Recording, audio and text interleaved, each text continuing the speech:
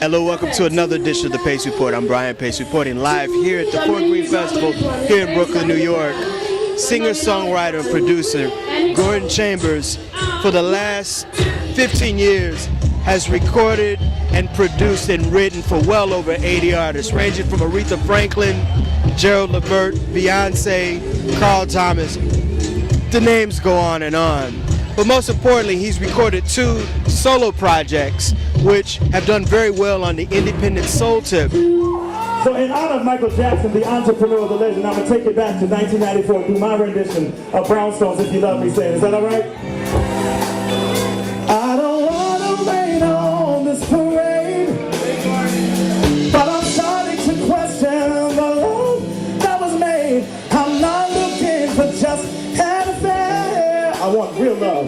Want a love that is based on the truth, not just care, and you will not. Then you are not ready to settle down. Play the field if you want to.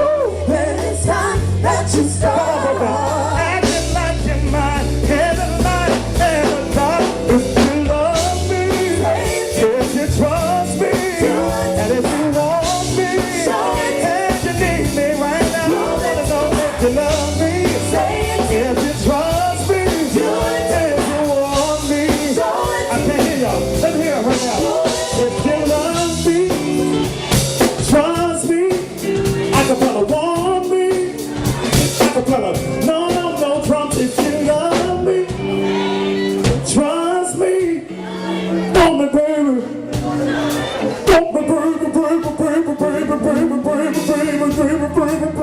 Talk about love stories. Okay.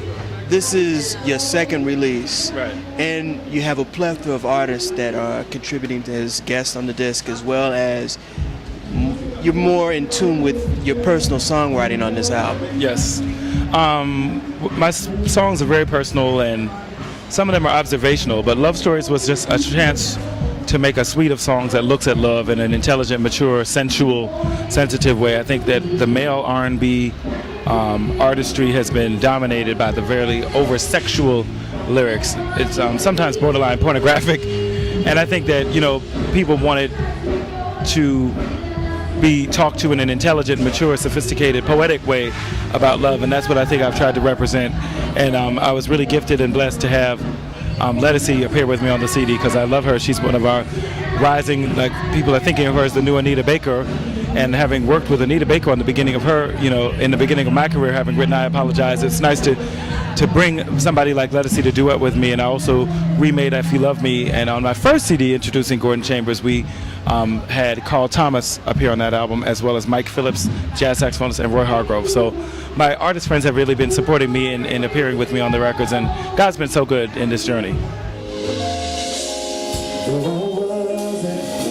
All the new clubs in town, all dressed up and going to the latest sound. They're at the bar, buying drinks for whoever caught my eye. And oh, what a lucky guy. Every night, many nights I would drive myself home alone to a big house that the roof would call a home. And then came you. And now I'm not the same. What a wonderful change. She said, don't show the blame. You made me want to dream again, feel again. I wanna laugh again and breathe again. You made me want to dance again. Now I can clap my hands again and romance again. You made me wanna love again.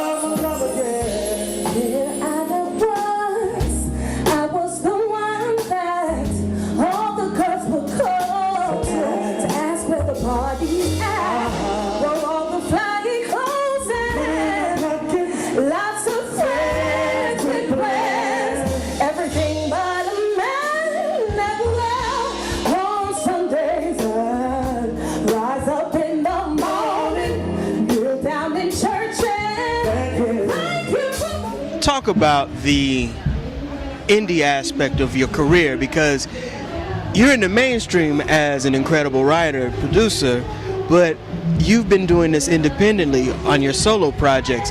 How have you been able to play both the roles?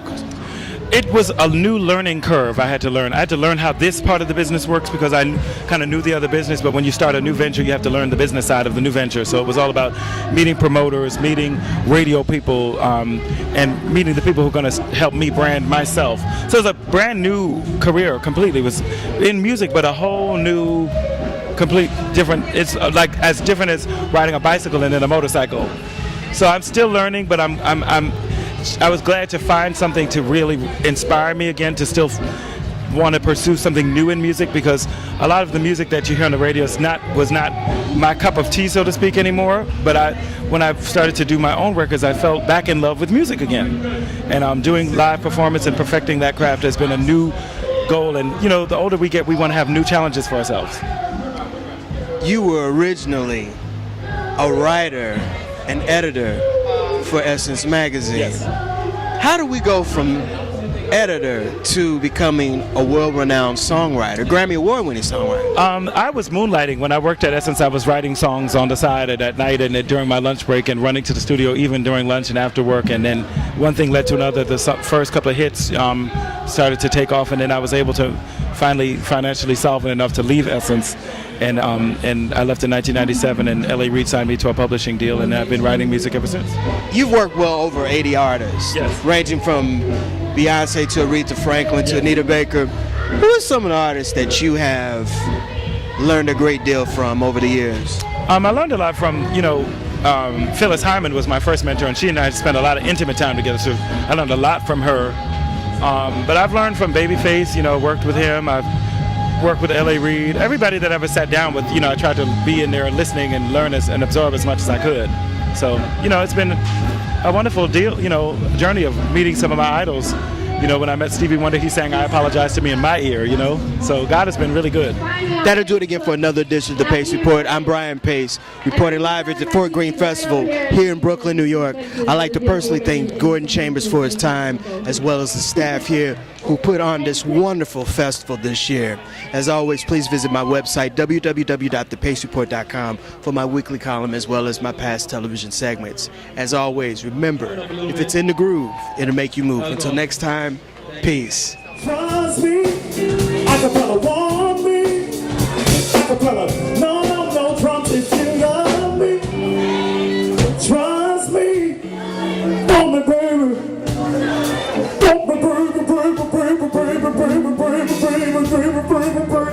I'm also remembering my good friend Gerald Levert. He was a big supporter of mine too. And I'm also remembering the great Luther Vandross. We're losing so many of our great male singers. But I'm Gordon Chambers, and I'm still here, y'all. And I want to make you happy.